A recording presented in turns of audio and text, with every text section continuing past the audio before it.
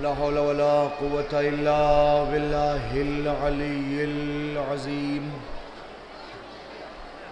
أعوذ بالله السميع العليم من الشيطان اللعين الرجيم.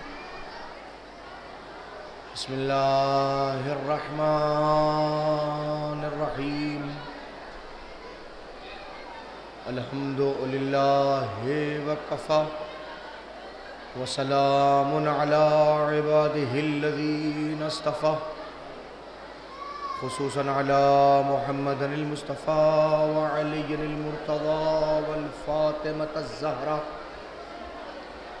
والحسن المجتبى والحسين الشهيد بكربلاء وآله النجبى الذين أذهب الله عنهم الرجس وطهرهم تطهيرا.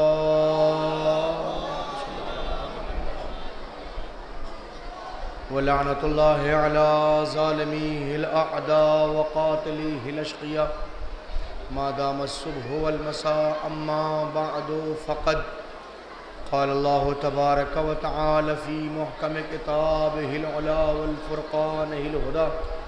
بسم الله الرحمن الرحيم. يا أيها الذين آمنوا أطيعوا الله وأطيعوا الرسول وأولي الأمر منكم. صلوات پڑھیں محمد و آل محمد. صلی علی محمد. اگر ممکن ہو سکے تھوڑا تھوڑا سا آپ آگے تشریف لے آئیے. تشریف لے آئیے بیٹا آگے جائیے تھوڑا تھوڑا سا آگے جائیے. مزید صلوات ارشاد فرمائیے محمد و آل محمد.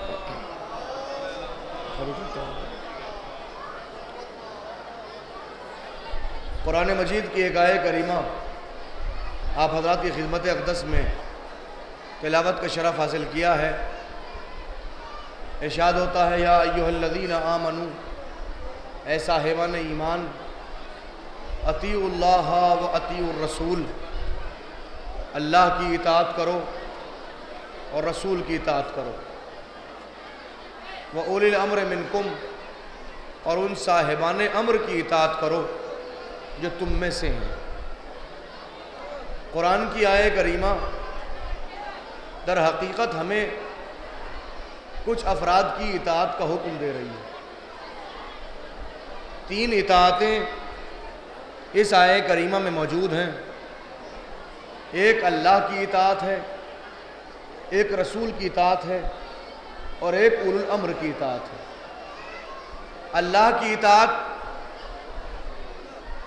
مسلمان سب کرنے کا دم بھرتے ہیں اور سب لوگ کہتے بھی ہیں. رسول کی اطاعت کا مرحلہ جب سامنے آتا ہے تو وہاں پر بھی مسلمان اس جگہ پہ یہ کہتے ہیں کہ ہم رسول کی اطاعت کرتے ہیں. مسئلہ یہ آتا ہے کہ آیا اولو الامر کی اطاعت ہو رہی ہے یا نہیں ہو رہی ہے. اس لیے کہ اولو الامر کسے کہتے ہیں اس کو سمجھنا بہت ضروری ہے. مجالس عزا کا مقصد اور ہدف یہ ہوتا ہے کہ تاکہ ہم ان مجالس کی برکت سے اس مرحلے سے قریب تر ہو سکیں جس مرحلے کی بنیاد پر ہماری دنیا اور آخرت کا مرحلہ منسلک ہوتا ہے. یعنی اگر ہماری دنیا کی کامیابی کا سوال ہو اور ہماری آخرت کی کامیابی کا سوال ہو تو اس وقت یہ دیکھا جاتا ہے کہ آیا ہم میں ایسی کون سی کمیاں ہیں جن کی بنیاد پر ہماری دنیا میں کامیابی میسر نہیں ہو رہی ہے، یا ہماری آخرت کی کامیابی کا دار و مدار جن چیزوں کے اوپر موقوف ہے. تو یاد رکھیں اسلام جس قانون کو ہمیں دیتا ہے اس قانون کے اندر یہ بات بالکل نہیں ہے کہ اس کے اوپر عمل کرنے کے بعد آپ فقط آخرت میں کامیابی حاصل کریں گے. ایسا بالکل نہیں ہے. دنیا میں اسلام اکیلا وہ مذہب ہے کہ جس کے قوانین اور جس کے دستور کے اوپر عمل کرنے کے بعد ایک انسان جیسے آخرت میں کامیاب ہوگا ویسے ہی اس دنیا کے اندر بھی کامیاب ہوگا. ناممکن ہے کہ کوئی انسان اسلام کے قانون کے اوپر عمل کرے اور دنیا میں ناکام ہو جائے. لیکن ناکامی اس لفظ کا ادا کرنا یہ ہماری اپنی سوچ کے اوپر منحصر ہے. ہم یہ کہہ رہے ہیں کہ ایسا انسان، دیکھیں ممکن ہے کہ آپ یہ کہیں کہ ایسا ممکن نہیں ہے کہ کوئی اسلام پر عمل کرنے کے بعد میں دنیا میں کامیاب نہ ہو. یہ ممکن نہیں ہے، اس لیے کہ کہا جاتا ہے کہ اسلام میں بالفرض رشوت حرام ہے. تو رشوت لینے والا اگر رشوت نہیں لے گا اور اسلام کے قانون پر عمل کرے گا تو اس کا گزارا کیسے ہوگا؟ مثلا جو لوگ لیتے ہیں ان کے پاس بہت ساری تعویلیں ہوتی ہیں. یا ایسے ہی مثلا بزنس کرنے والا انسان، مختلف لوگ یہ کہتے ہوئے نظر آتے ہیں کہ جناب اگر ہم اس راستے کو اختیار نہ کریں، شارٹ کٹ نہ اختیار کریں تو جناب ہم کامیاب نہیں ہو سکتے، ایک نمبر میں کیا رکھا ہوا ہے. ایسا نہیں ہے، یہ ہماری اپنی سوچ کے اوپر منحصر ہے. اسلام کے اندر اگر آپ یہ کہیں کہ ایسی کمی ہے کہ جس کے بتائے ہوئے قانون پر عمل کرنے کے بعد آپ کامیاب نہیں ہو سکتے، تو پھر ایسے مذہب کا فائدہ کیا ہے؟ ایسے دین کا فائدہ کیا ہے؟ آپ دیکھیے میری بات کو محسوس کریں گے تو محظوظ ہوں گے، اور اس بات کو سمجھنے کی کوشش کیجئے گا. اگر ہم اسلام پر عمل کرنے کے بعد کامیاب نہیں ہیں تو پھر ایسے مسلک کا اور ایسے مذہب کا ہمیں کوئی فائدہ نہیں، ہمیں کوئی ضرورت نہیں ہے، اور ہمیں اپنے آپ کو مسلمان کہنے کا بھی حق نہیں ہے. اس لیے کہ جب مذہب ہی ہمیں دنیا میں کامیاب نہیں کر رہا ہے تو پھر فائدہ کیا؟ یاد رکھیں کامیابی پہلی منزل پر نظر آنی چاہیے. جو کامیابی اختیار کرتا ہے اور آگے بڑھتا ہے وہ پہلے قدم سے نظر آنے لگتا ہے کہ کامیاب ہو رہا ہے. دیکھیں سامنے کی بات، اگر کوئی یہاں بلندی پہ آ رہا ہو، میں یہاں بیٹھا ہوں، تیسرے زینے پہ بیٹھا ہوں، تو جناب علی اگر میں چلوں گا اور پہلا قدم منبر پہ رکھوں گا تو میں بلند ہو جاؤں گا، دوسرا قدم دوسرے منبر پہ رکھوں گا تو میں بلند ہو جاؤں گا. یہ ناممکن ہے کہ میں بلندی اختیار کرنا چاہوں اور چڑھتا چلا جاؤں اور پھر بلند نظر نہ ہو. کمی ہماری اپنی ہو سکتی ہے، مذہب کی کمی نہیں ہو سکتی. لہذا مذہب نے اس منزل کے اوپر جن افراد کو رکھا، دیکھیں میں جو عرض کرنا چاہتا ہوں آپ کی خدمت میں اس کو دقت سے غور کیجئے گا اور آپ لطف اٹھائیں گے. اور کم سے کم اس منزل کے اوپر آپ اور ہم، میں اس منزل پر، وہ جو لوگ میرے سامنے بیٹھے ہوئے اور ہمتن آگو گوش میری چہرے میرے طرف کرنے کے بعد سن رہے ہیں، میں ان کے سامنے کہہ رہا ہوں ذرا مجھے بتائیے کس کے سامنے بیٹھے ہیں آپ؟ یہ کس کی بارگاہ ہے؟ یہ کس کی درگاہ ہے؟ یہ مولا امیر المومنین کی درگاہ ہے. اور جب آپ مولا امیر المومنین کی درگاہ میں آئے ہیں تو میں آپ سے پوچھنا چاہتا ہوں کہ دین پر مولا سے زیادہ عمل کرنے والا کوئی ہے؟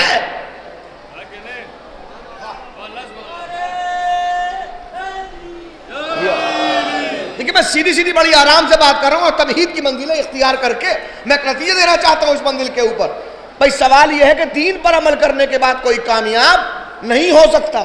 تو میں کہہ رہا ہوں یہاں پر جتنے مومنین تشریف لائے اپنے گھروں سے دور دور کے علاقوں سے تشریف لائے ہیں اور یہاں پر بارگاہ مولا میں آئے، اور اس وقت بھی کھانا کھانے کے بعد آپ لوگ یہاں اپنے آرام کو ترک کر کے بیٹھے ہوئے ہیں مجلس سننے کے لیے، میں کہہ رہا ہوں کہ کیوں آپ نے اپنے آرام کو ترک کیا؟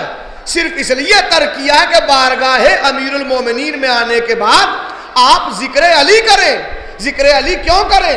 بھائی مسلسل ذکر علی ہو رہا ہے تو کیوں کیا جائے؟ کہ اس لیے کیا جائے تاکہ مسلسل ذکر کرنا، مسلسل تذکرہ کرنا ہمارے ذہن و دماغ کے اندر علی کو ودیت کر دے گا. اور جب ہمارے ذہن و دماغ میں علی آ جائیں گے تو پھر علی کی پوری سیرت ہمارے سامنے ہوگی، اور جب علی کی سیرت سامنے ہوگی تو علی کی سیرت پہ عمل کرنے کے بعد کوئی ناکام ہو جائے تو یہ ممکن نہیں ہے. کامیاب وہی ہوتا ہے کہ جو علی کی زندگی کو اپنی زندگی میں اپنا لے. اب میں کہنا چاہتا ہوں، آپ کہیں کیسے؟ تو دیکھیے میں کہوں گا کامیابی کا معیار آپ کے نزدیک کیا ہے؟ بہت توجہ، کامیابی کا معیار آپ کے نزدیک کیا ہے؟ کہ کامیابی بہت اچھا کھانا ہے، اچھا کھانا کھانا یہ کامیابی ہے. تو پھر آئیے اٹھا کے دیکھیے علی کی زندگی میں کیا نظر آتا ہے. میں کچھ عرض کرنا چاہتا ہوں، علی کی زندگی میں کیا دکھائی دیتا ہے؟ کیا علی نے بہت اچھے کھانے کھائے؟ نہیں، علی نے اچھے کھانے نہیں کھائے. علی نے اچھے کھانے نہیں کھائے. دیکھیے اچھے کھانے، میں لفظ استعمال کر رہا ہوں بہت غور سے، اور سامعین جو سن رہے ہیں وہ محسوس کریں، میرے لفظ کے اوپر غور کریں تو مزہ آئے گا. اچھے کھانے علی نے نہیں کھائے ہیں، علی نے حلال کھانے کا ہے. اور کیجئے گا. اچھا کھانا اور ہے، حلال کھانا اور ہے. صلوات پڑھے محمد و آل محمد. اور کیجئے گا.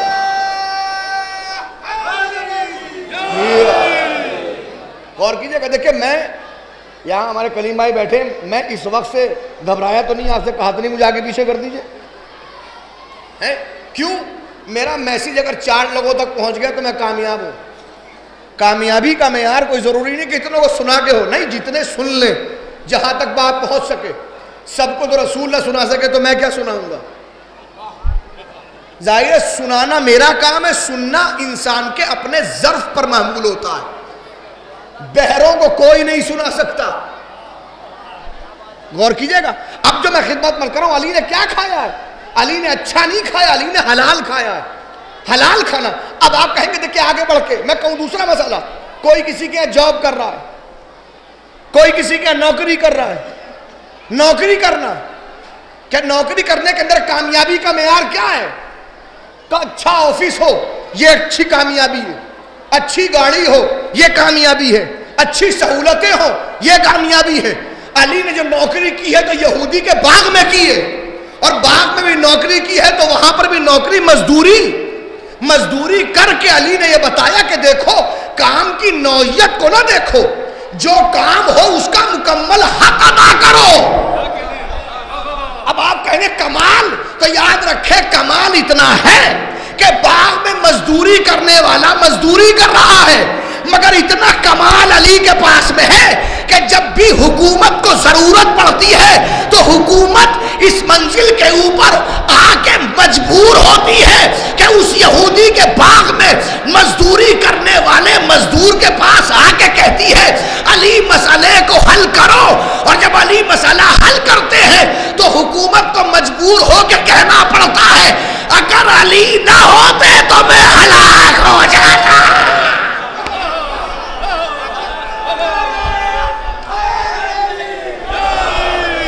اور کیا آپ نے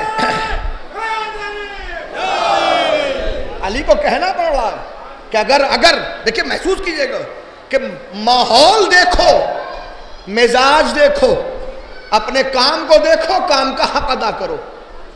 اور جو انسان اس منزل پر سیرت علی کیا کہہ رہی ہے ہم سے، سیرت مولائے متقیان کیا کہہ رہی ہے؟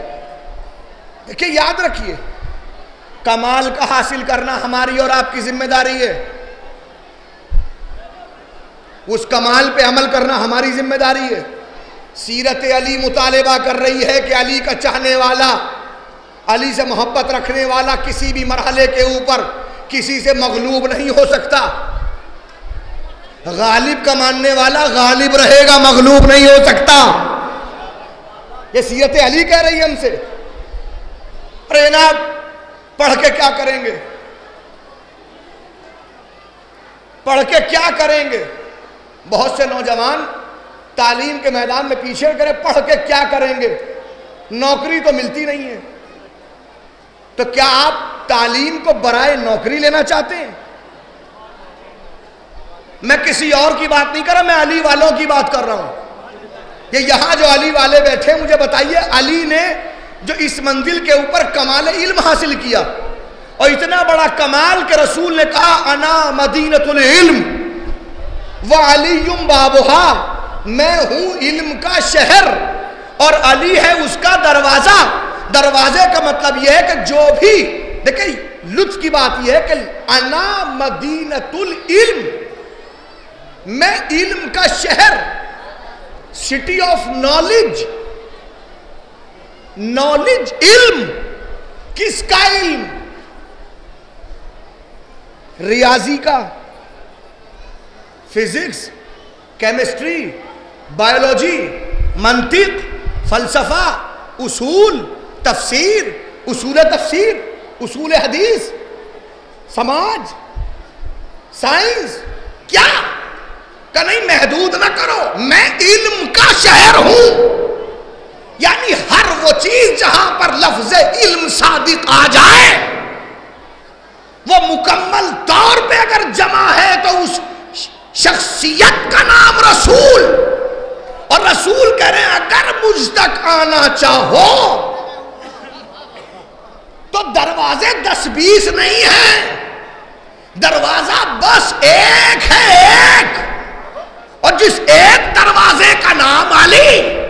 اے اللہ کے رسول کیا بتانا چاہتے ہیں؟ کہ یہی بتانا چاہتا ہوں کہ علم کو کبھی نوکریوں کے لیے نہ پڑھنا، علم کو عالم بننے کے لیے پڑھنا، اس لیے کہ جب علم کو نوکری لینے کے لیے پڑھو گے تو ہمیشہ نوکر بن کے رہ جاؤ گے، لیکن جب کمال علم حاصل ہو جائے گا تو پھر منطق والا بھی تمہارے پاس، فلسفے والا بھی تمہارے پاس، اصول والا بھی تمہارے پاس۔ یہی وجہ ہے کہ لوگوں سے پوچھنے والے دیکھے گئے، لیکن لوگوں کی زبان پہ جملہ ملا، مادری مادری مادری، میں نہیں جانتا، میں نہیں جانتا، لیکن تاریخ میں آج تک نہ ملا کہ کسی نے علی سے پوچھا ہو اور علی نے کہا ہو مادری مادری مادری، میں نہیں جانتا۔ علی کی زبان پہ کل بھی تھا، آج بھی ہے، سلونی سلونی قبل ان تفقدونی۔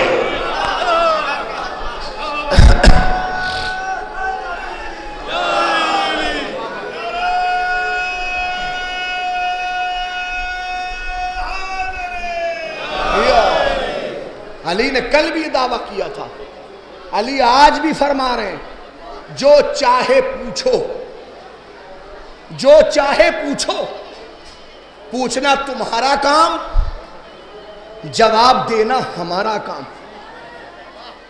میں کہنا چاہتا ہوں کہ یہ روایت آپ نے سنی، میں پڑھ رہا ہوں، آپ کو اچھا لگ رہا ہے، آپ داد دے رہے ہیں، سبحان اللہ کہہ رہے ہیں، ماشاء اللہ کہہ رہے ہیں آپ، کیوں؟ کیا اس لیے کہ سننا ہی اچھا لگتا ہے؟ یہ علی کی سیرت ہمیں ایک دعوت دے رہی ہے کہ اگر میرے چاہنے والے ہو تو کمال علم اتنا حاصل کرو کہ اب کوئی تمہارے پاس میں آئے تو تمہاری زبان پہ ما ادری نہ آئے، ملاحظہ فرمائے، تمہاری زبان پہ ما ادری نہ آئے۔ اب آپ کہیں گے دیکھیے ممبر سے الفاظ اس طرح کہہ دینا بہت آسان ہے، نبھانا بہت مشکل ہے۔ یہ کیسے ممکن ہے کہ کوئی ایسا کمال حاصل کرے؟ تو جو مخصص ہیں، جو جانتے ہیں، جو کبھی بھی ایک کالج میں، یونیورسٹی میں گئے ہیں، اور کوئی بھی ایک کالج میں گئے، میں اس سے مخاطب ہوں اور کہنا چاہتا ہوں، ذرا ملاحظہ فرمائیں گے آپ۔ ہر کالج کے اندر اپنی اپنی تعلیم کا شعبہ الگ الگ ہوتا ہے۔ جو بالفرض میتھمیٹکس پڑھاتا ہے وہ میتھ پڑھاتا ہے، اس کا سماج سے کوئی تعلق، جغرافی سے کوئی تعلق نہیں ہوتا۔ جو جغرافیہ پڑھاتا ہے اس کا جغرافی سے تعلق ہوتا ہے، اس کا فزکس اور کیمسٹری سے کوئی تعلق نہیں ہوتا۔ جو کیمسٹری اور فزکس پڑھاتا ہے اس کا اکنومی سے کوئی تعلق نہیں ہوتا، اقتصاد سے کوئی تعلق نہیں ہوتا۔ اچھا، یہ جتنے علوم ہیں یہ تمام وہ علوم ہیں جن کا تعلق کالجز سے ہے، یونیورسٹیز سے ہے۔ اگر میں آپ کے سامنے کچھ اکنومی کی بات کرنے لگوں، اقتصاد کی بات کرنے لگوں، تو آپ کہیں گے مولانا دین کی باتیں کیجئے، یہ آپ کا سبجیکٹ نہیں ہے۔ میں بایولوجی لے کے بیٹھوں تو آپ کہیں گے مولانا آپ اتنا نہیں جانتے۔ یہ جو بایو جانتا ہے بایولوجی اس کا سبجیکٹ ہے، اس سے متعلق ہے، آپ سے متعلق نہیں ہے۔ یعنی گویا یہ تمام سبجیکٹس وہ ہیں کہ جن کا تعلق ایک مولوی اور ایک امامے سے، ایک ابا قبا سے بالکل نہیں ہے۔ میڈیکل سائنس کی بات ہوگی تو ڈاکٹر بتائے گا، مولوی نہیں بتائے گا۔ نماز کتنی رکعت ہے یہ ڈاکٹر نہیں بتائے گا، مولوی بتائے گا۔ ہے یہی تو بات ہے نا۔ اب ایک دو دن کی بات نہیں، ابھی کو سن 1970 کی دہائی کی بات ہے، کویت کے اندر ایک میٹنگ ہوئی مختلف اسلامی ممالک کی، جس کے اندر اسلامی ممالک نے اس بات کو رکھا کہ آج پوری دنیا کے اندر بینکنگ نظام رائج ہے، اور جو رائج ہے وہ سود پر مشتمل ہے۔ بغیر سود کے بینکنگ نظام نہیں چل سکتا، اور اسلام نے سود کو حرام قرار دیا۔ تو کیا اسلام میں بھی بینکنگ کی جگہ ہے؟ اگر بینکنگ کی جگہ اسلام میں ہے تو وہ کیا ہے؟ وہ معلوم ہونا چاہیے۔ آخر اسلامی بینکنگ کیا ہے اور کیسے ایک انسان بغیر سود لے کے بینک میں کامیاب ہو سکتا ہے؟ یہ بات ہوئی کہ اب ایک کام کریں، اس میں اسلامی اسکالرز کے کچھ چیزیں معلوم کی جائیں۔ جامعہ ازہر اسلام کی سب سے بڑی یونیورسٹی مصر کی، وہاں پہ خط لکھا گیا، سعودی عرب میں حجاز یونیورسٹی میں لکھا گیا، مدینہ میں نجد یونیورسٹی میں، جتنی بڑی بڑی اسلامک یونیورسٹیز ہیں ان سب کے اندر یہ ذمہ داروں کو خط بھیجا گیا کہ اسلام میں بینکنگ کا نظام کیا ہے، اس بینکنگ کے نظام کو بتائیے۔ میں جو عرض کرنا چاہتا ہوں اس کو ملاحظہ کیجئے گا کہ ایک سیرت علی جاننے والا کیسا ہونا چاہیے اور سیرت علی سننے والا کیسا ہونا چاہیے۔ سب جگہ گیا اور لوگوں نے یہ کہہ کے اس خط کو اٹھا کے رکھ دیا جو میں بھی کہہ رہا تھا کہ اسلامک بینکنگ یہ لفظ کیوں بنایا گیا؟ بینکنگ اس کا تعلق ہے اقتصاد سے، اکنومی سے، اور مولویوں کا تعلق اکنومی سے نہیں ہوتا۔ ہم سے پوچھو نماز کیسے پڑھیں، روزہ کیسے رکھیں، حج کیسے کریں، زکوٰۃ کیسے نکالیں، جہاد کہاں کریں، امر بالمعروف کیسے ہو، قرآن کی آیت کیا کہہ رہی ہے، قرآن کی آیت میں تفسیر کیا کہہ رہی ہے، رسول نے کیا فرمایا، حدیث کیا ہے، علم رجال کیا ہے، یہ سب اس کو پوچھو ہم سے۔ اکنومی سے کیا تعلق ہمارا؟ بہت سی یونیورسٹی نے اس کو یوں کہہ کے رکھ دیا۔ لیکن جب یہ کویت سے چلا ہوا خط نجف میں آیت اللہ خوئی کے پاس میں آیا تو انہوں نے خط کو دیکھا، اور خط کو دیکھنے کے بعد اپنے اس وقت کے سب سے معتمد شاگرد آیت اللہ باقر الصدر کو بلایا۔ اب بلانے کے بعد میں کہا بیٹا لو اس خط کا جواب جتنی جلدی ہو سکے مجھے لا کے دو۔ آیت اللہ باقر نے خط لیا، خط کو چوما، شکریہ سرکار آپ نے اس لائق سمجھے، چلے گئے۔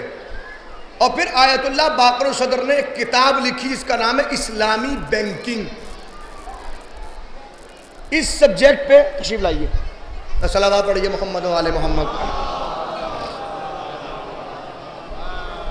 آیت اللہ باقر الصدر نے ایک کتاب لکھی اسلامک بینکنگ،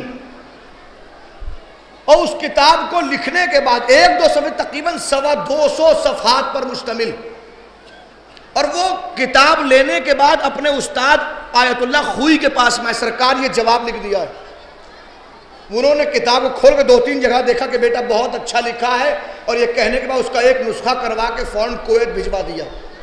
آپ کو معلوم ہونا چاہیے، جن لوگوں کو پتا ہے ان سے پوچھ لیں، آیت اللہ باقر الصدر کی شہادت کی وجوہات میں سے ایک وجہ اس وقت اس کتاب کا لکھا جانا بھی ہے، اس لیے کہ پوری کائنات کے اندر جو بینکنگ کا نظام ہے وہ یہودیوں کے ہاتھ میں ہے، اور یہودی یہ نہیں چاہتے کہ کسی بھی طرح سے اسلام کے اقتصادی قانون لوگوں کے سامنے آ جائیں۔ جب یہ کتاب سامنے آئی ہے اور لندن پہنچی ہے تو لندن کے معروف اکنومکس سے متعلق ذمہ داروں نے پڑھا، تو پڑھنے کے بعد وہاں سے ایک وفد نجف آیا، اور نجف میں آ کے آیت اللہ خوئی سے ملاقات کی، اور انہوں نے کہا کہ ہم اس کتاب کے لکھنے والے سے ملنا چاہتے ہیں۔ کہ کیوں؟ کہ اس لیے کہ اس نے ان اصطلاحات کو استعمال کیا ہے جن کو ہم بھی سمجھ نہیں پا رہے ہیں۔ میری بات سمجھیے گا، جن کو ہم بھی سمجھ نہیں پا رہے ہیں۔ اور اس کے بعد وہ گئے اور جانے میں ان سے آیت اللہ پاک نے ملاقات کی، انہوں نے کہا یا تو آپ انگریزی سیکھیے یا ہمیں کسی ایسے فرد کو بتائیے کہ جو آپ کی زبان کو اچھی طرح سمجھ کے ہم تک بات پہنچا سکے۔ آیت اللہ باقر صدر نے دیکھ کے کہا کہ آپ ہم سے کیوں مطالبہ کر رہے ہیں، جائیے آپ عربی سیکھ کے آئیے، آپ جائیے عربی سیکھ کے آئیے۔ یعنی اس وقت لندن کے اندر آکسفورڈ یونیورسٹی کے اہم ترین اکانومی کے ذمہ داروں نے اس بات کو لکھا کہ تعجب اس بات کے اوپر ہوا کہ نجف جیسے ایک دین کے متعلق اسکول میں رہنے والے ایک عالم نے کیسے اکانومی کے اوپر اسلامی بینکنگ کے اوپر کتاب لکھ دی. میں نے کہا دیکھو اگر کسی جاہل کا ماننے والا ہوتا تو کبھی نہ لکھتا. باب مدینۃ العلم کا ماننے والا ہے. صلوات بر محمد والے.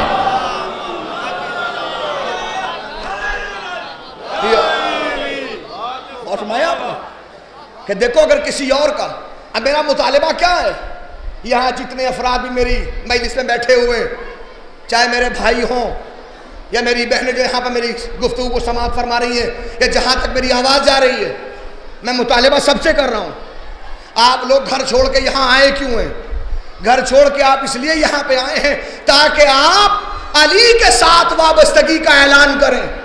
اور جب آپ نے علی کے ساتھ وابستگی کا اعلان کیا ہے تو اس مجلس کے فرض سے یہ کہہ کے اٹھیے کہ علی اب آپ کی زندگی کو اپنی زندگی میں ڈالیں گے. جیسے علی نے کبھی نہیں کہا کہ میں نہیں جانتا, تو کوشش کریں کم سے کم اپنے ہی سبجیکٹ میں صحیح اتنا اختیار آنا چاہیے کہ آپ کہیں میں نہیں جانتا. کم سے کم محسوس کر رہے ہیں کہ نہیں پڑھ کے کیا کریں گے, نوکری نہیں ملتی.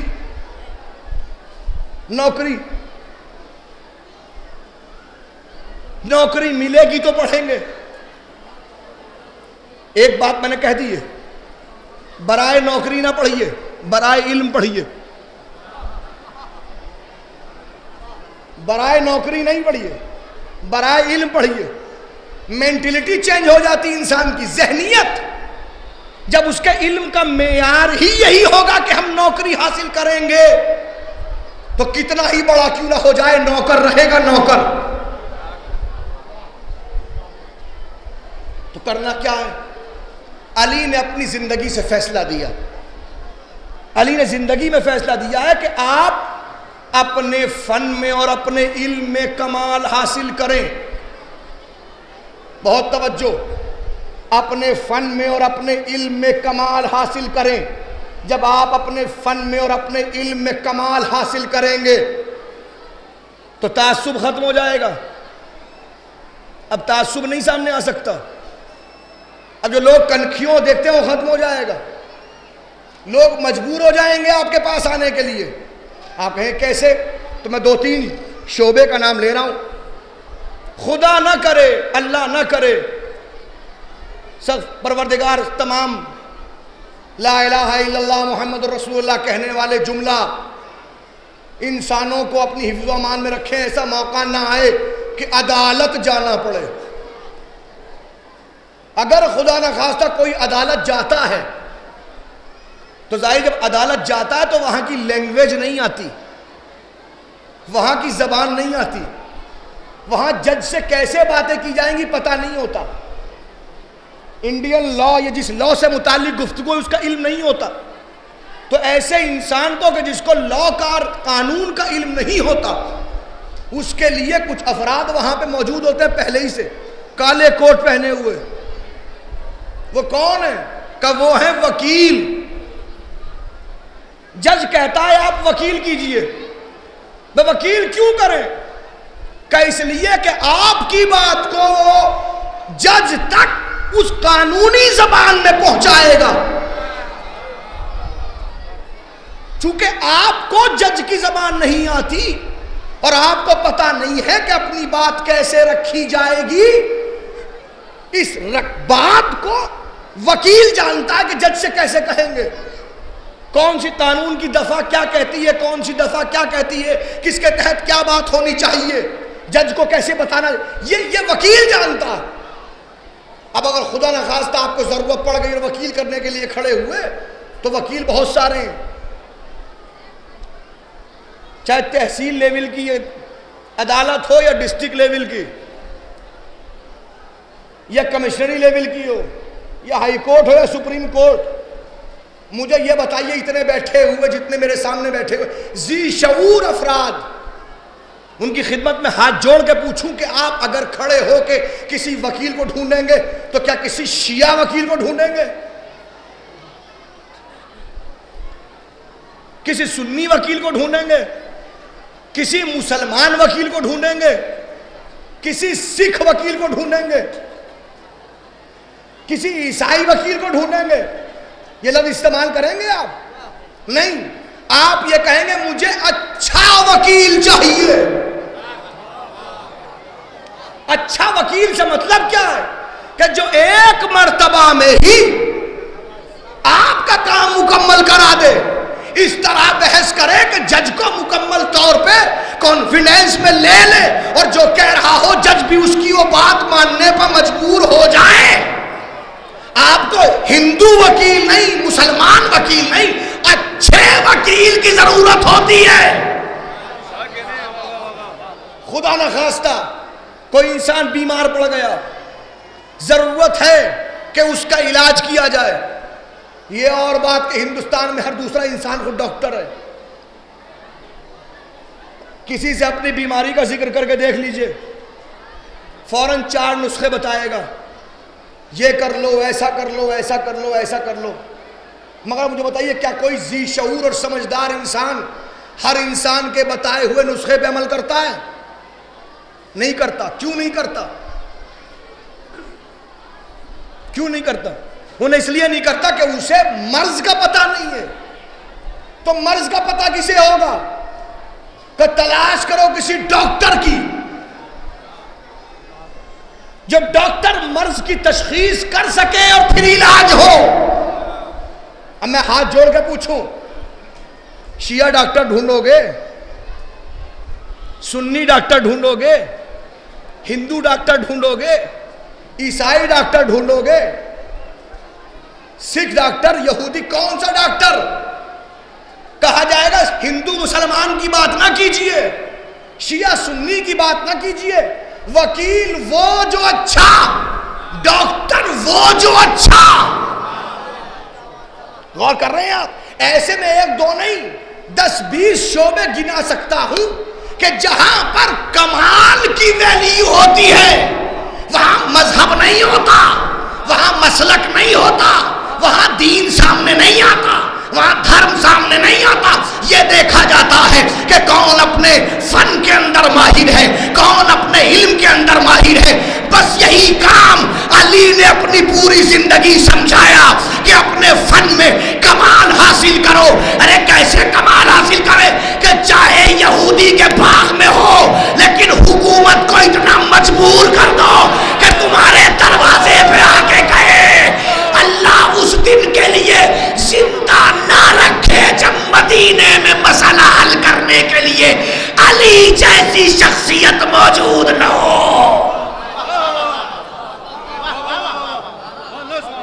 ممکن ہے کہیں یہ باتیں منبر سے اچھی لگتی ہیں، حقیقت میں دکھائی نہیں دیتی، تو میں کہوں گا حقیقت ہی کی تو بات ہے۔ میں کہانی نہیں سنا رہا ہوں، علی کی بارگاہ میں ذکر علی کر رہا ہوں۔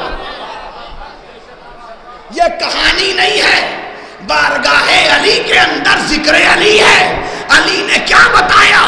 علی نے یہی بتایا، ارے ہو سکتا ہے کہ تعصب کی بنیاد پر حق تم سے چھین لیا جائے، ہو سکتا ہے تخت حکومت تم سے چھین لیا جائے، لشکر نہ ہو، اقتدار نہ ہو، لیکن دیکھو کمال علم کا تقاضا یہ ہے، ہم بیٹھتے پھٹے ہوئے بوریے پر ہیں مگر اقتدار کی حدیں زمین پہ نہیں ہے، آسمان تک ہے، چاہے تو 2 انگلی کا اشارہ کرے سورج بھی بدل جائے۔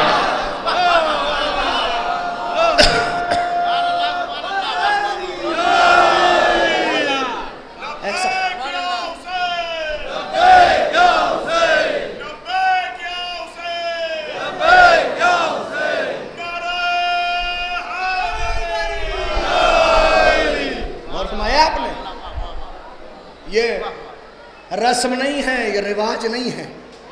یہی وجہ ہمارے علماء کہتے ہیں یہ مجلسیں ہماری ضرورت ہے۔ اور جو بات میں نے تمہید میں کہی اب پھر دہرا رہا ہوں اس بات کو، لوگ کہتے ہیں دین پر عمل کر کے کوئی انسان دنیا میں کامیاب نہیں ہو سکتا. کتنے مثالیں میں دے سکتا ہوں. یہ بیٹھے ہوئے ہمارے حجے بھائی, اللہ نے کتنی عزت دی اور کتنی عزت ہے. ایک بہترین دیدار انسان, بہترین شاعر, اچھے خطیب بھی ہیں ماشاءاللہ, پڑھتے بھی ہیں. کون کہتا ہے کہ دین پر عمل کرنے کے بعد انسان کامیاب نہیں ہو سکتا؟ کیسے کیسے مجھے بتائیے کیسے؟ میں نے کہا اس دین پر لعنت ہو جو دین دنیا کی بھی کامیابی کی ضمانت نہ دے. یہ کمال دین اسلام ہے کہ اسلام پر عمل کرنے کے بعد بھی انسان کامیاب ہوتا ہے. دین میں بھی دنیا میں بھی ناممکن ہے کہ کوئی انسان ناکام ہو جائے. بس آمادگی ظاہر کیجئے, شروع کیجئے اس منزل کو. اور اب زندگی کے مرحلے ہیں, چھوٹی چھوٹی باتیں, مگر کہاں کہاں تک انسان پہنچتا ہے, کس کس جگہ تک پہنچتا ہے. کوئی ضروری نہیں کہ کوئی قول ہی ہو. مدینے سے نکلے علی, کوفے آ رہے ہیں. راستے میں ایک منزل پہ جو ٹھہرے تو وہاں ایک صاحب پہلے سے ٹھہرے ہوئے تھے. دیکھیں آج کا زمانہ اور گزشتہ زمانہ عرب کا زمانہ, دن بھر لوگ چلتے تھے, جہاں شام کو ٹھہرتے تھے اس جگہ کا نام ہوتا منزل. تو راستے میں منزلیں, یہ ڈاک بنگلہ وغیرہ پرانے زمانے میں ہوتا کرتے تھے کہ لوگ ٹھہرتے تھے. تو وہاں ایک صاحب پہلے ٹھہرے ہوئے تھے, کھانا کھایا, سو گئے, صبح کو اٹھے, اب چلے تو وہ بھی ساتھ میں چل پڑے. جب ساتھ میں چلے تو گفتگو ہوئی کہ آپ کون؟ کہ میں علی ابن ابی طالب. کہاں سے آ رہے ہیں؟ کہ میں مدینے سے آ رہا ہوں. کہاں جا رہے ہیں؟ کہ میں کوفے جا رہا ہوں. کہ آپ؟ اس نے اپنا نام بتایا, میں فلاں ابن فلاں ہوں اور میرا تعلق قوم یہود سے ہے, میں یہودی ہوں. کہاں جا رہے ہو؟ کہ میں بصرے جا رہا ہوں. کہ لئے بہت بہتر ہے. اب ظاہر ہے وہ یہودی یا مسلمان, چلتے چلتے چلتے ایک جگہ وہ آئی کہ جہاں سے کوفے کا اور بصرے کا راستہ الگ الگ ہوتا ہے. کوفے کا راستہ دائیں اور بصرے کا راستہ بائیں. وہ اپنے فوراً بصرے والے راستے پہ چلا, علی بھی اس کے ساتھ ساتھ بصرے والے راستے پہ چلے. وہ یہ سمجھا یہ راستہ بھول گئے, شاید یہ آ جائے گا. وہ کچھ دور چلا تھا کہ ایک مرتبہ اس نے اخلاق کا مظاہرہ کرتے ہوئے کہا, بجائے یہ کہ وہ یہ کہتا کہ آپ غلط ہیں. آپ یہاں تشریف لائیے بھائی صاحب, یہاں جائیے ماشاء اللہ, آ جائے تشریف لائیے, آ جائیں یہاں, اچھا لگے گا. صلوات پڑھیے آپ حضرات, آئیے آئیے.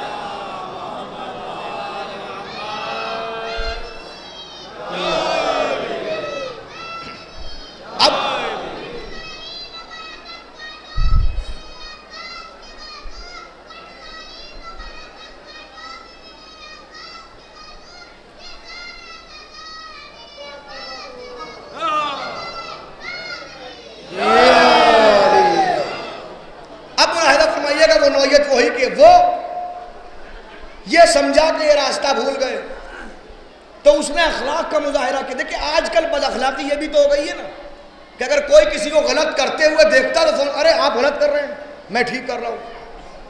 یہ یہودی بھی جانتا کسی کو ڈائریکٹ نہیں ٹوکنا چاہیے. تو اس نے علی کو مخاطب کر کے کہا, یہ بتائیے کہ آپ کو کہاں جانا تھا؟ انہوں نے کہا بھائی مجھے کوفے جانا تھا. ان کو اچھا ماشاءاللہ, یہ پتہ ہے یہ راستہ کہاں جاتا ہے؟ کہلے ہاں جانتا ہوں, یہ راستہ بصرے جاتا ہے. اچھا, کوفے کا راستہ پتہ ہے کہاں سے الگ ہوگا؟ کہنے لگا ہوگا بھائی, وہ پیچھے ہو چکا. اب وہ پریشان, جانا کہاں ہے؟ کہ کوفہ. یہ راستہ کہاں جا رہا ہے؟ کہ بصرہ. کہ کوفے کا راستہ کہ پیچھے رہ چکا. کہنے بھائی آپ کو جب کوفے جانا ہے تو اس بصرے والے راستے پہ کیوں چل رہے ہیں؟ میں تو یہ سمجھ رہا تھا شاید آپ بھول گئے،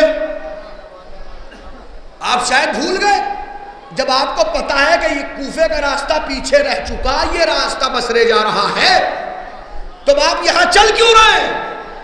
کہ میں کیا کروں، جس مذہب پر ہوں، جس دین پر ہوں، اس دین کے ذمہ دار نے کہا ہے اگر کوئی چند لمحات کے لیے سفر میں ساتھ ہو جائے تو کچھ دور تک اس کے ساتھ چلو، اس کو اکیلا نہ چھوڑو، اس کو اکیلا نہ چھوڑو۔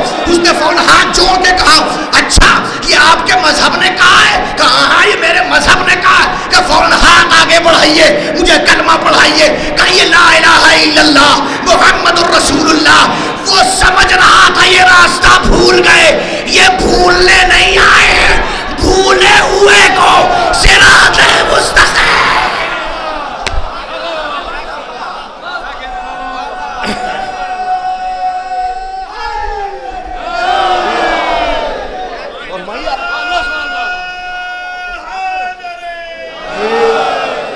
وہ سمجھے بھول گئے، بھولے نہیں ہیں، یہ بھولے نہیں ہیں، یہ بھولے ہوئے کو راہ مستقیم بلانے کے لیے آئے ہیں۔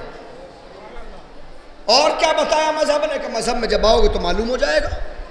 بات سمجھ میں آیا؟ کیا مطلب؟ یہ سیرت علی ہے۔ دیکھیے میں آپ کی خدمت میں عرض کروں، ایسی جگہوں کے اوپر لوگ عموماً معجزات بیان کرنے لگتے ہیں، اور میرا مزاج ایسی جگہوں کے اوپر معجزات بیان کرنے کا نہیں ہے، اس لیے کہ معجزے کا ذکر سامنے آئے تو لوگ کہتے ہیں یہ تو معجزاتی کیفیت ہے، اس پہ کیسے ہم عمل کریں؟ عمل وہ کیجئے نا جو علی نے کر کے دکھایا ہے۔ اب بتائیے کوئی چند لمحات کے لیے بھی ساتھ ہو جائے تو اکیلا نہیں چھوڑنا۔ جملہ کہہ دوں، کوئی چند لمحات کے لیے بھی ساتھ ہو جائے، پھر جملہ سن لیں آپ، کوئی چند لمحات کے لیے بھی ساتھ ہو جائے تو اس کے انس کے لیے ساتھ نہیں چھوڑنا چاہیے، کچھ دور تک ساتھ میں جاؤ تاکہ اس کے مونس بن کے، اس کے انیس بن کے، اس کے ہمدم بن کے اس کے دل کو بڑھاتے رہو، اس کو یکسائی احساس نہ ہونے دو کہ وہ تنہا رہ گیا ہے، وہ اکیلا رہ گیا ہے۔ اللہ اللہ، اس بات کو اسلام کی محسوس تو کرے، اسلام نے عملی تعلیم دے کے بتایا کوئی کچھ دیر تک بھی ساتھ رہے تو اس کا انیس ایسے بنو جیسے انیس بننے چاہیے، کیسے حق ہونا چاہیے۔ تو اس بات کو تو 3 دن کے علی نے بھی بتایا تھا، جب ماں نے رسول کی آغوش میں یہ کہہ کے دیا تھا ابھی تک آنکھ نہیں کھولی، ابھی تک روئے نہیں ہے، ابھی تک کھایا نہیں ہے، یہ بچہ زندہ نہیں ہے۔ علی نے آنکھ کھولی، فوراً کہا آپ اس وقت کیوں نہ کھولی تھی؟ کہ اس وقت کھولتا تو بتوں پہ نظر پڑتی، لوگ کبھی بھی اس منزل کے اوپر کرم اللہ نہ کہتے، ہمیشہ رضی اللہ کہتے۔ اور میں اس لیے بہت توجہ، میں اس لیے نہ رویا تھا کہ میں اپنی ماں کا ہمدم تھا، اپنی ماں کا انیس تھا، اپنی ماں کا ساتھی تھا، ساتھی ہو کے رونا مجھے اچھا نہیں لگتا۔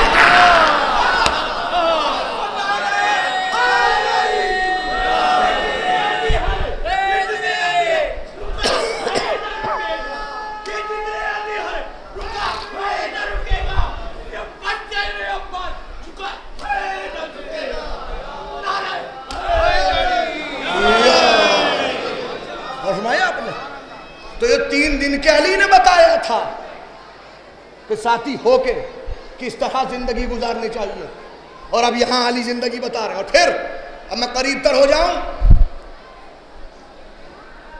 گھوڑے پہ حسین چلے جا رہے ہیں، اب ذکر باپ کا بیٹے کا۔ کچھ دور چلے تھے کہ کیا دیکھا فقرائے مدینہ سڑک پہ بیٹھے ہوئے کچھ کھا رہے ہیں، حسین گھوڑے پر ہیں، وہ کھا رہے ہیں۔ فقیر کے پاس کتنا کھانا ہوتا ہے، اس کھانے کی حیثیت کیا ہوتی ہے؟ ایک مرتبہ کی سمجھدار فقیر نے دیکھا، اور دیکھنے کے بعد میں کہا فرزند رسول کچھ دیر ہمارے ساتھ بھی بیٹھ جائیے، ہمیں بھی کچھ عزت دے دیجئے۔ فوراً گھوڑا چھوڑا، بیٹھ گئے۔ نہ انہوں نے کہا کہ کھائیے، نہ انہوں نے کہا کہ کھلائیے، بیٹھے رہے، گفتگو ہوتی رہی، وہ کھاتے رہے۔ جب وہ کھانا کھا چکے کہ سرکار بسم اللہ اٹھے، اور یہ کہتے ہوئے اٹھے کہ دیکھو تم نے مجھے بلایا تھا، میں نے لبیک کہا، اب میں تم سب سے کہہ رہا ہوں کہ چلو میرے دسترخوان پہ آؤ، میرے ساتھ کھانا کھاؤ۔ ظاہر ہے فقیروں کے پاس کھانا ہی کتنا ہوتا ہے۔ انہیں سرکار آپ نے، اب چونکہ مولانا نے بات ہی ایسی کہی کہ تم نے بلایا تھا تو میں آیا، آج اب میں بلا رہا ہوں تو چلو، تو حل جزاء الاحسان الا الاحسان، احسان کا بدلہ سوائے احسان کچھ اور تو نہیں ہے۔ فون کا چل کے چلیے سرکار، گھر تشریف لے کے آئے، دسترخوان بچھایا گیا، حکم دیا جتنا کھانا ہے لے کے آؤ، سارا کھانا لایا گیا، سب کے آگے لوگ کھانا کھاؤ، مجھے پتا ہے تمہارا پیٹ نہیں بھرا، اور امام اپنے ہاتھ سے سب کو اتار رہے ہیں اور سب کے ساتھ بیٹھ کے کھا رہے ہیں۔ جب وہ شکم سیر ہو کے کھانا کھا چکے تو ایک مرتبہ کھڑے ہو کے کہا فرزند رسول آپ کا شکریہ کہ آپ نے عزت عطا فرمائی کہ آج اپنے دسترخوان پہ ہمیں بٹھایا، ہمیں اتنی عزت دی کہ ہمارے ساتھ میں بیٹھے، ہمارے ساتھ میں کھانا کھایا۔ مگر سرکار یہ بات بتائیے کہ جب ہم نے آپ کو بلایا تھا اور آپ بیٹھے تھے تو ہم نے نہیں کہا تو اس لیے نہیں کہا تھا کہ ہمارے پاس کھانا کم تھا، لیکن جب ہم نے آپ کو بٹھایا تھا تو آپ نے کھانا کیوں نہیں کہا کہ لاؤ مجھے بھی کھانا دو؟ مولانا نے فرمایا دیکھو میں بیٹھا اس لیے تھا کہ میرے نانا کا حکم تھا کہ کوئی بلائے تو جاؤ، کھایا اس لیے نہیں کہ مجھے پتا ہے کہ تمہارے پاس کھانا کیا ہے۔ ان الصدقۃ علینا حرام، ہمارے اوپر صدقہ حرام ہوتا ہے۔ یاد رکھو غذا جب بھی آئے پہلے دیکھ لو اچھی ہو حلال ہونی چاہیے۔ اگر غذا حلال ہے تو کھاؤ، غذا حلال نہیں ہے تو نہ کھاؤ۔ غور کیا یہ کیا بتائی جا رہی ہے؟ یہ مکمل سیرتیں سمجھائی جا رہی ہیں۔ مجلسوں کی بنیاد پر اس سیرت کو اپنے اندر ڈالو۔ اور اب جو جملے میں نے تمہید میں کہے دو جملے کہہ رہا ہوں، پھر کہہ رہا ہوں، مجھے بتائیے گا اس سیرت پہ عمل کرنے والا عمل کرے تو کیا دنیا میں ناکام ہو سکتا ہے؟ دیکھیں مجھے عرض کروں، وہ خدا کے لیے کیا کوئی ناکام ہو سکتا ہے؟ نہیں، کامیابی ہے ہی اس کا مقدر۔ دیکھیں میں یہاں ترجمہ کر رہا ہوں، ترجمہ حدیث کا لفظ، جس کو تلاش کرنا ہو تلاش کر لے، نہ ملے اثر کاظمی موجود ہے بھی، میں لفظ دوں گا۔ ان روایتوں کو پڑھنے کا عادی ہوں جو متفق علیہ، شیعہ سنی تمام علماء نے لکھا، کسی ایک روایت پہ بھی کوئی اعتراض نہیں کر سکتا، متفق علیہ روایت۔ ترجمہ کر رہا ہوں اس روایت کا۔ علی کو دیکھ کے رسول نے ایک مرتبہ مسکرا کے کہا یا علی انت و شیعتک ہم الفائزون یوم القیامہ، اے علی تو اور تیرے پیرو، تیری اطاعت کرنے والے، تیری سیرت کو اپنی زندگی میں ڈھالنے والے، تیری نقش قدم پہ چلنے والے، تیری زندگی کو اوڑھنے بچھانے والے آج بھی کامیاب ہیں، قیامت میں بھی کامیاب۔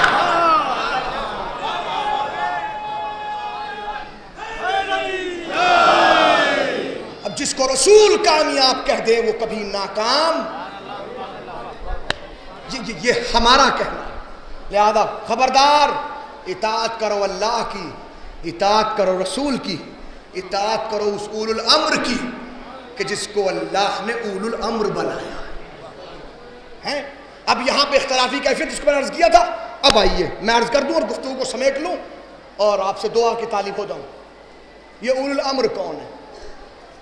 یہ اول الامر کون ہے؟ کسے کہتے ہیں اول الامر؟ اللہ کی اطاعت کرو، رسول کی اول الامر کی اطاعت کرو۔ اولو الامر کون؟ کہ جو بھی زمانے کا حاکم ہو وہ اولو الامر. تو اگر زمانے کے حاکم کو اولو الامر کہتے ہیں بعنوان مذہب، تو اس وقت یو پی میں حکومت ہے یوگی جی کی. ماننیہ یوگی آدتیہ ناتھ جی یو پی کے مکھ منتری ہیں، وہ آپ کے اولو الامر. ہندوستان کے اندر پردھان منتری کے عنوان پر مودی جی کی حکومت ہے تو مودی جی آپ کے اولو الامر. اور اولو الامر کا لفظ آیا دو شخصیتوں کے ساتھ، اللہ، رسول اور اولو الامر. تو یاد رکھیں یہ تینوں لفظ ایک ساتھ اس لیے رکھے ہیں کہ جو اللہ کہے گا اس کی مخالفت کبھی رسول نہیں کر سکتا، اور جس کا حکم رسول دے دے اس کی مخالفت اولو الامر نہیں کر سکتا. اب اگر اولو الامر حکومت کے حاکم ہیں تو یہاں تو خود اختلاف نظر آتا ہے.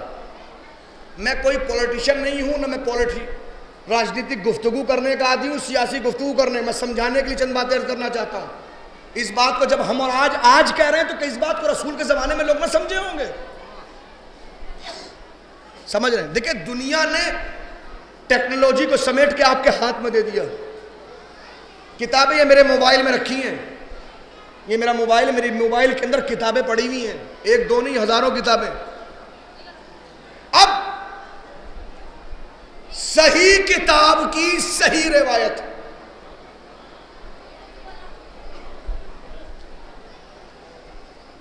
حضور سرور کائنات کے ارشاد گرامی اولو الامر کون ہے؟ بہت توجہ.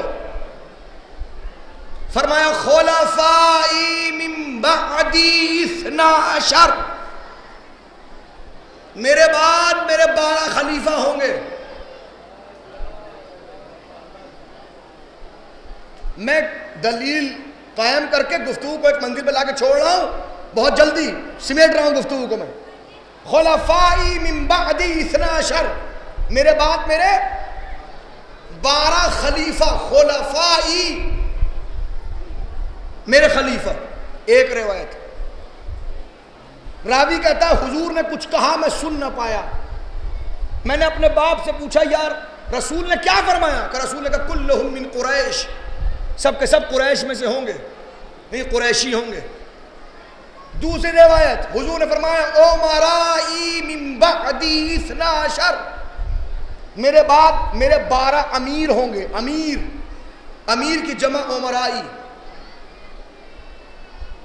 تیسری روایت حضور نے کہا وزرائی من بعدی 12، میرے بعد میرے 12 وزیر ہوں گے.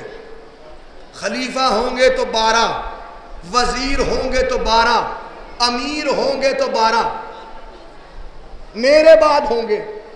میرے بعد تو جب رسول نے کہا میرے بعد ہوں گے تو اب اگر خلیفہ کی بات ہو تو 12 بتائیے، امیر کی بات ہو تو 12 بتائیے، وزیر کی بات ہو تو 12 بتائیے. کہاں ہے 12 دکھائیے آپ. 12 کون سے؟ وہ 12 دکھا دیجئے میں آپ. 12 کون سے؟ جو آپ کہیں آمنا و صدقنا. اچھا ایسا نہیں کہ لوگوں نے 12 نہیں بنائے، نہیں، پریشانی یہ ہو گئی کہ لوگوں نے بنانا شروع کیا. 1 2 3 4 5 6 7 8 9 10 11 12 اٹک گئے. اب 12 کے بعد جو 13واں آ رہا ہے اسے کہاں رکھیں؟ 13 کے بعد 14واں 15واں 16واں 17واں. اللہ اکبر. اب کیا کریں؟ پھر رسول نے کہا میرے بعد 12 ہوں گے. میرے خلیفہ نہیں کہا، یہ کہا میرے خلیفہ. خلیفہ کہنا اور ہے، میرے خلیفہ کہنا اور ہے. یہ نہیں کہا میرے بعد 12 خلیفہ ہوں گے، نہیں، میرے بعد میرے 12 خلیفہ.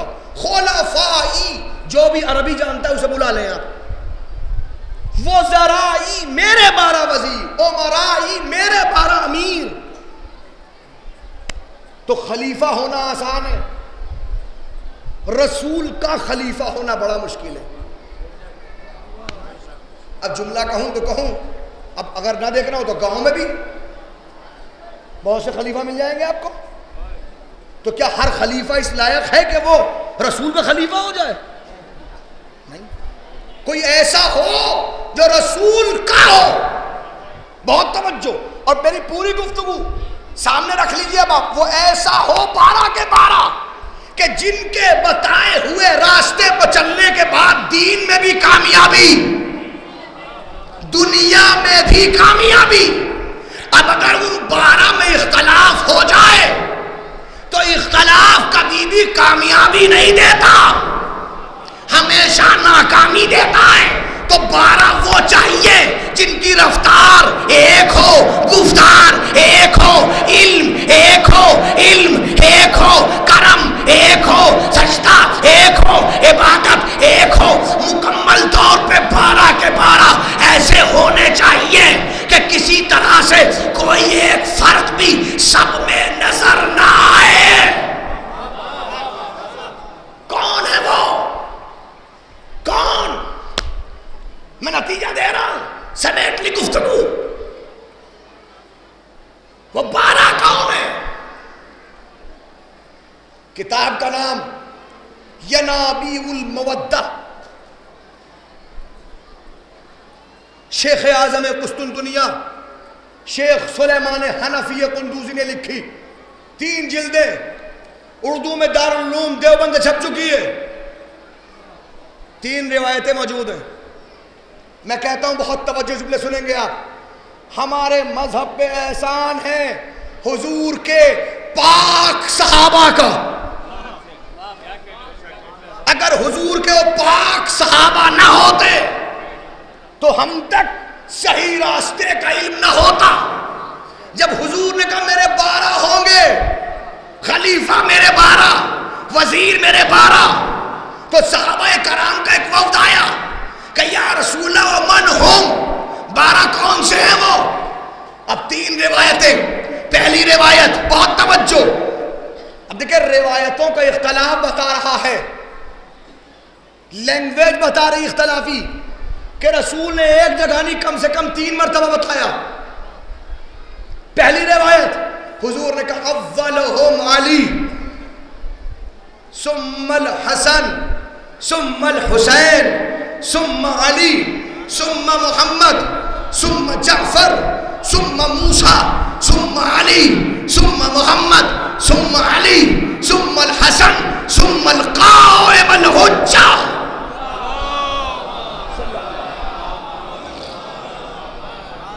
آپ گنتے رہیے گا 11 نہ ہو جائیں. یہ پہلی روایت. ترجمہ سن لیں.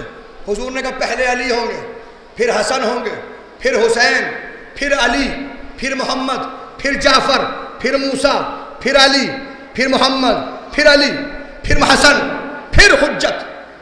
12 ہوئے. آنے والے پر یا رسول اللہ ومن ہم، 12 کون سے؟ جملے سن لیں. قال اولہم علی ابن ابی طالب.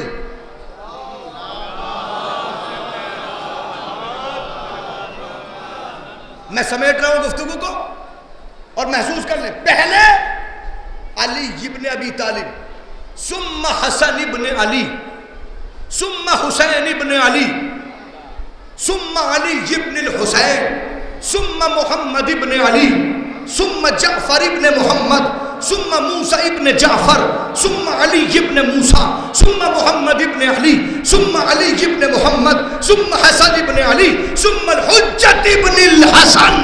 اللہم صلی علی محمد وعلی. معلوم میں جلدی سے سمیٹ رہا ہوں میں انشاءاللہ.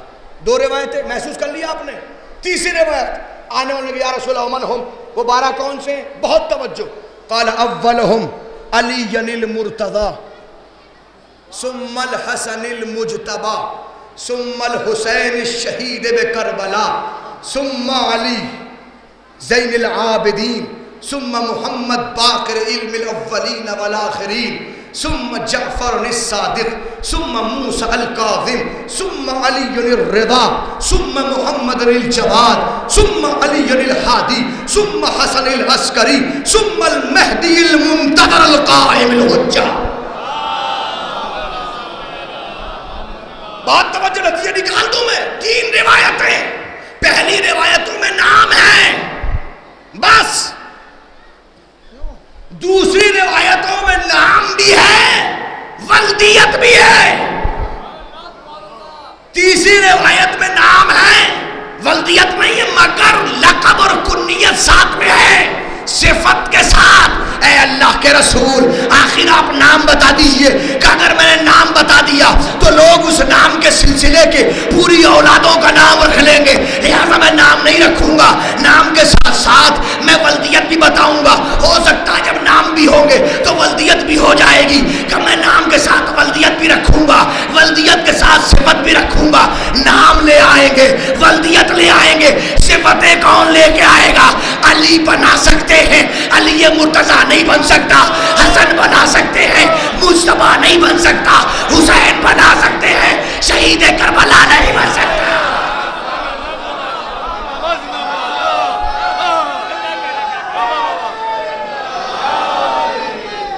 اب یہ اولو الامر کون ہے؟ یہ اولو الامر وہ ہے، بیٹا بیٹھ جاؤ، یہ وہ ہے اولو الامر کہ جن کی پوری زندگی کو سمیٹ کے آپ اپنی زندگی میں اختیار کیجئے.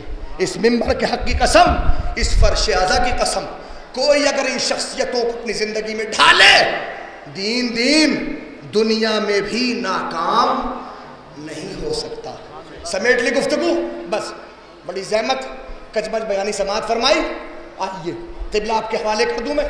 2 جملے. وہ دنیا میں بھی ناکام نہیں ہو سکتا. میں پوچھ رہا ہوں پوری واقعہ کربلا کا ذمہ دار کون ہے؟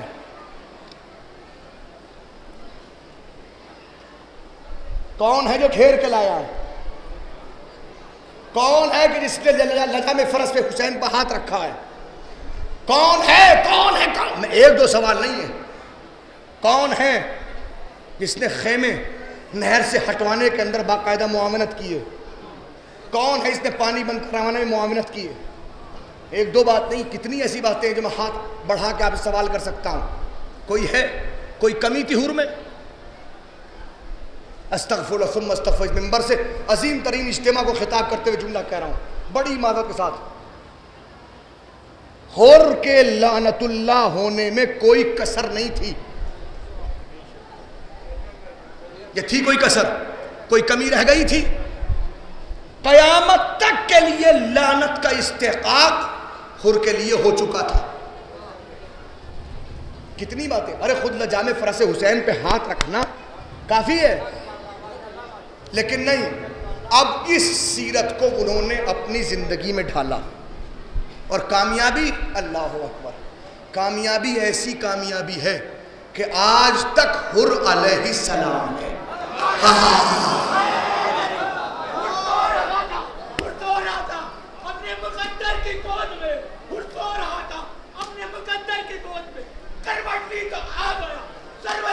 گود میں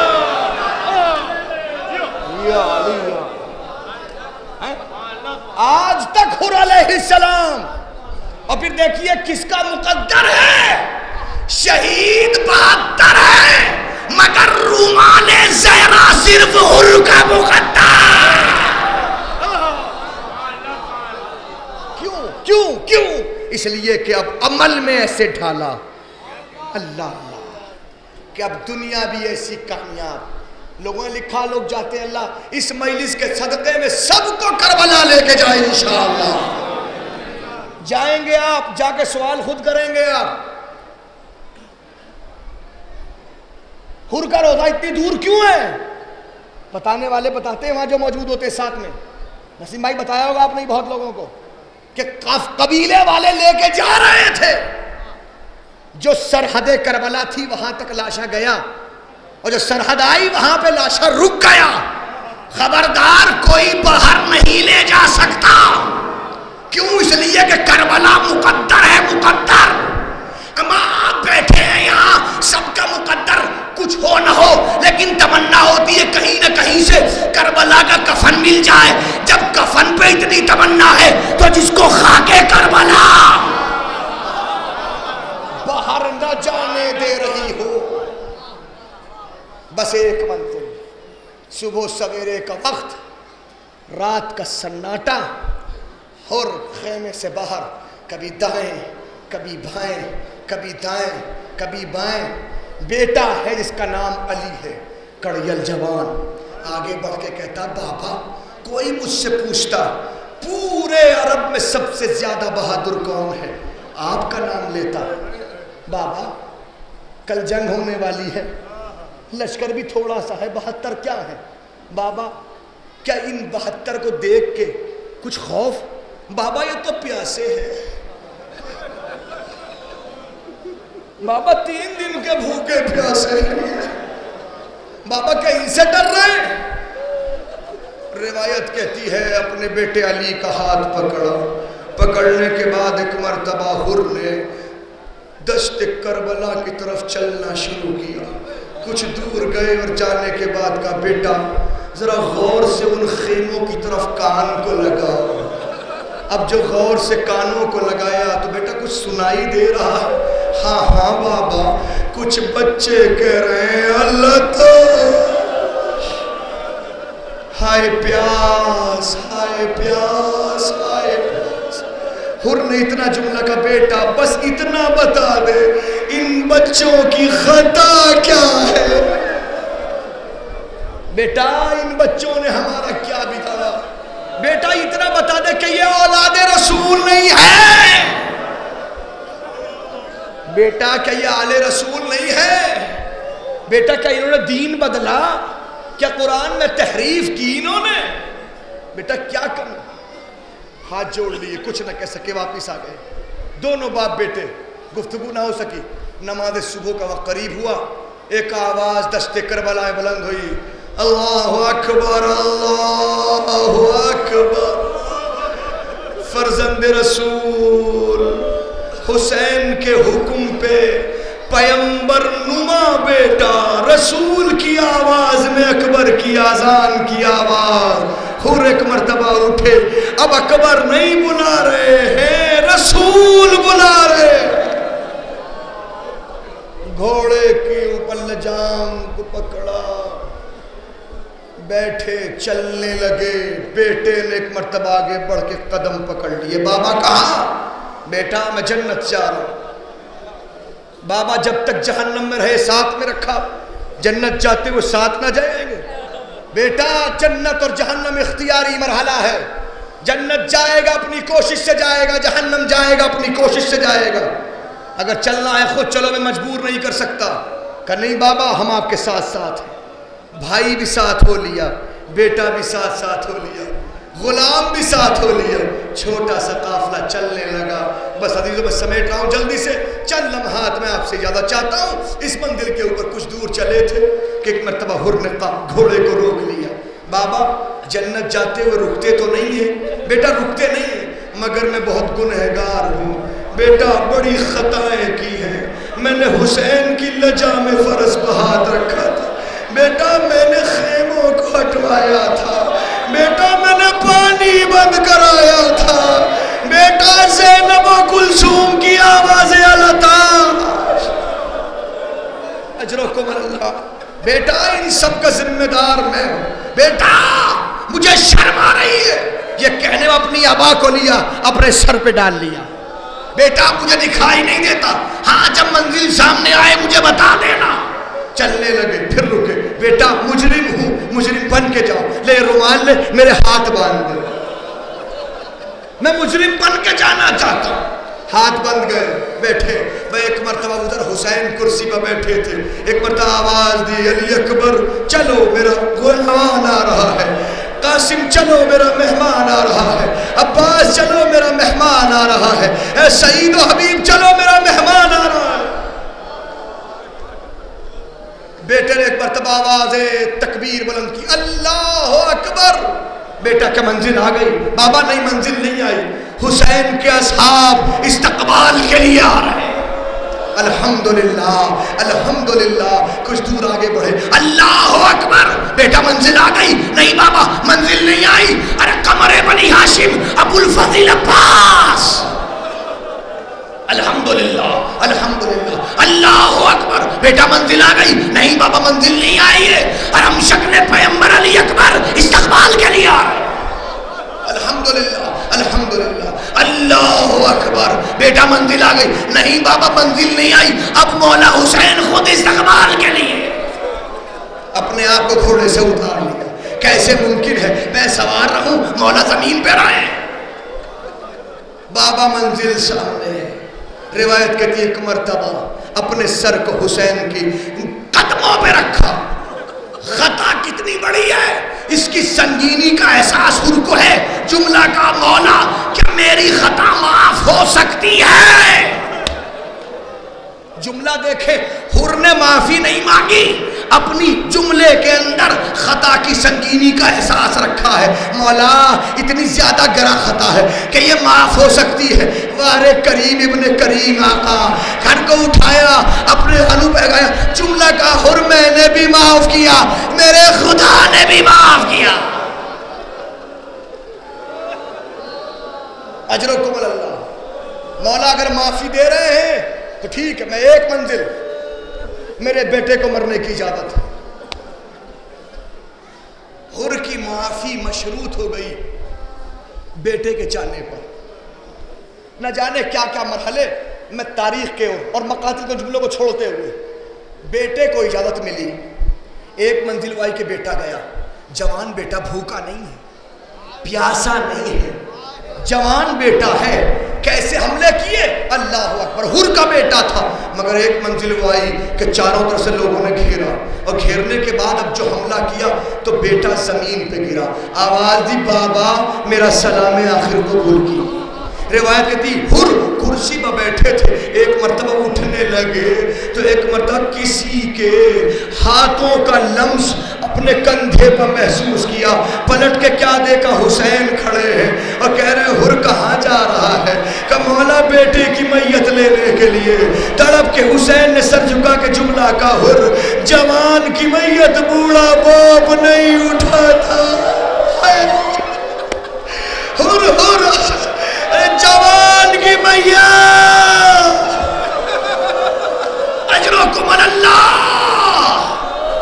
میں ایک مرتبہ حسین بیٹھے، میں کیا کروں؟ میں نے اپنے اساتذہ سے جملہ سنا ہے کہ حسین گھوڑے پر بیٹھے اور ایک مرتبہ زمین کربلا پر تیزی کے ساتھ آئے.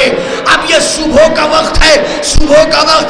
میں نے جو اپنے اساتذہ سے سنا جملہ سن لے آپ حضرات، محسوس کر سکے تو محسوس کر لیجئے گا.